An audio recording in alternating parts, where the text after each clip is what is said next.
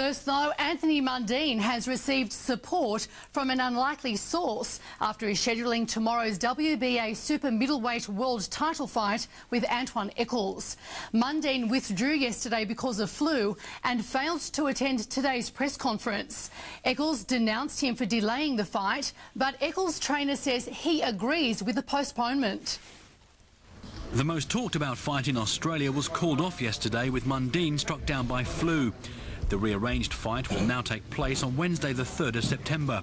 Today Mundine's camp explained the decision. He fell a bit down the last couple of days and I just told him myself that it's best thing for us to put it on hold, the fight at the moment and put it in for a month and give you a few days rest and recharge the batteries. But the man who was due to step into the ring with Mundine tomorrow night didn't see it that way. I don't know how to call it 2 days before the fight, you know. You say Thursday in the paper you were ill. Go get some antibiotics, get well. This fight could have took place. The American feels Mundine's let his supporters down as well as himself. He let them down because a true champion 2 days before the fight would not have done anything like this. Antwun Echols may have been happy to step into the ring tomorrow night with a virus similar to Mundine's, but according to his coach, the man's withdrawal was the right thing to do. I view this a little differently. I think Anthony's smart not to fight. I wouldn't have let him fight with the flu, even though he says he would fight with the flu. I wouldn't let him fight with the flu. I think Anthony's taking the right steps. The delayed fight has given fellow Australian Danny Green the chance to beat Mundine in the race to become the first Australian-born world champion since Jeff Fennick. He fights for the WBC super middleweight crown in Germany against Marcus Bayer on August the 16th. I think it's very important, yeah, but certainly is that the first world champion, I think the guy who gets the title first is going to get just so much exposure. Echols returns to the United States tomorrow morning and expects to be back in Sydney the week before the fight. Mundine is hoping to return to training early next week. John Baldock, SBS Sport.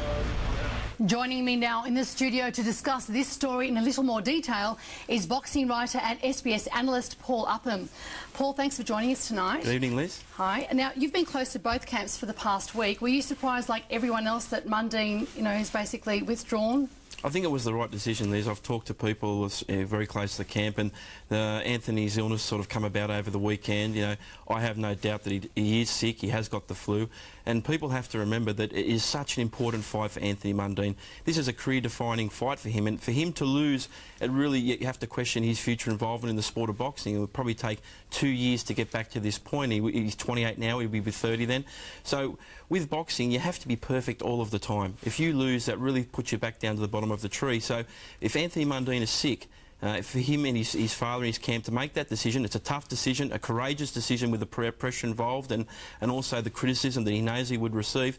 I think it's the right thing to do because, he wants to be 100% when he gets into the ring. Now, how will this postponement affect both boxers? Well, obviously, I think the effect on Echols is substantial because he has to travel back to the US now. There's still some question marks on whether he'd get back in the country. He had to get special permission for a visa. He's got a court case on gun charges coming up. Who knows how that will come out. And obviously now Mundine can recover at home, start training again, and he doesn't have to make that big, long flight. So, obviously, I think Echols is affected substantially in this fight being rescheduled. How about psychologically, for Anthony? It must be a very big disappointment that he had to withdraw.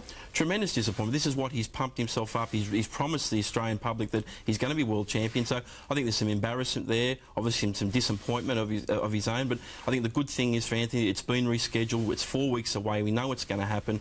Echols is definitely saying he's going to be here. So, Anthony Mundine still has the chance to do exactly what he said he's going to do.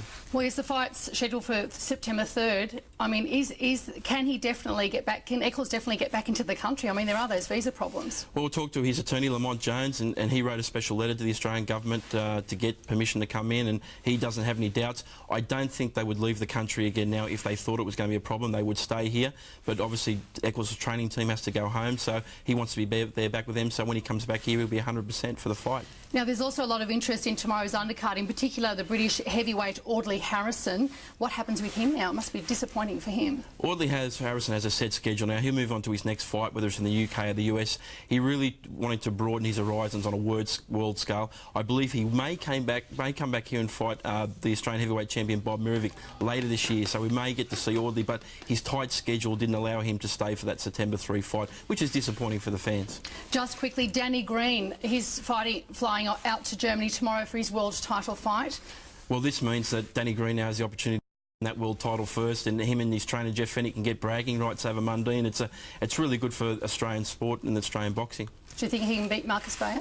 I think he's got a very good chance. It's a good fight, hard to fight to win in Germany, but I think Danny Green's a special talent. He can win this. OK, look, thanks for your time tonight, Paul. Pleasure. See you again.